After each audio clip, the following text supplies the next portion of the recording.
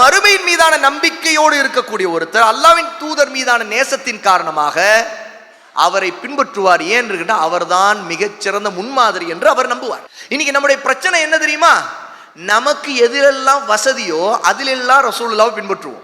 எதிலெல்லாம் நமக்கு வசதிப்படாதுன்னு நினைக்கிறோமோ அப்போ அதெல்லாம் அந்த இடத்துல தேவை இல்லைன்னு நாம நினைக்கிறோம். அல்லது அந்த நேரத்துல எல்லாம் வேற ஒருத்தவங்களுடைய கொள்கைகள், சிந்தனைகள், ஏதேனும் ஒரு தத்துவம், ஏதேனும் ஒரு லாஜிக், அப்ப நம்ம அறிவுக்கு, நம்முடைய மனசிற்கு எது சரின்னு படுதோ, அல்லது என் மனசாட்சிக்கு இதுதான் சரின்னு பட்டுச்சு அதெல்லாம் நான் செய்யறேன் அப்படிங்கிற பேச்சு, இதெல்லாம் ஏன் வருது தெரியுமா?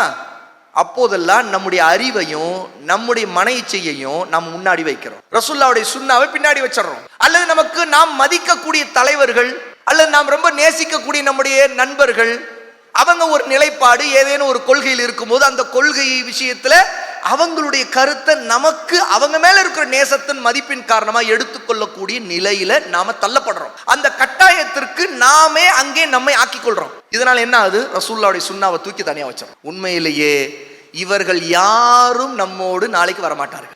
நம்முடைய அமல் அல்லாஹ்விடம் நம்மோடு வரும் இல்லையா? அந்த அமல் தான் அஸ்ஸுன்னா. அந்த சுன்னா நம்மோடு வரணும் அப்படின்னு கேட்டா ரசூலுல்லாஹ்வை பின்பற்றணும். அதுதான் அமல், சிறந்த சாலிஹான அமல். அல் அமலு ஸாலிஹ், மிகச்சிறந்த நல்ல செயல்.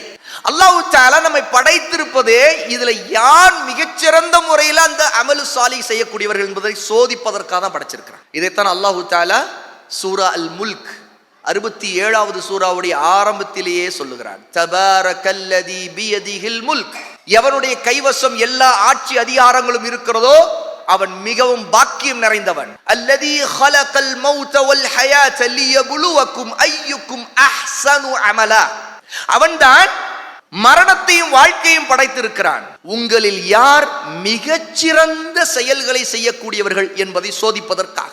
இந்த சோதனையில மிகச்சிறந்த செயல்ங்கிறது இருக்குது, அதுதான் சுன்னா. ஏன்னா ரசூலுல்லாஹ்வுடைய சுன்னாவை விட மிகச்சிறந்த அமல், மிகச்சிறந்த செயல் ஏதாவது ஒன்று இருக்க முடியுமா? இருக்காது. என்ற அந்த சுன்னா, ரசூலுல்லாஹ்வுடைய வழிமுறை தான் அல்லாஹ்வுடன் ஏற்கப்படுகிற ஒன்று.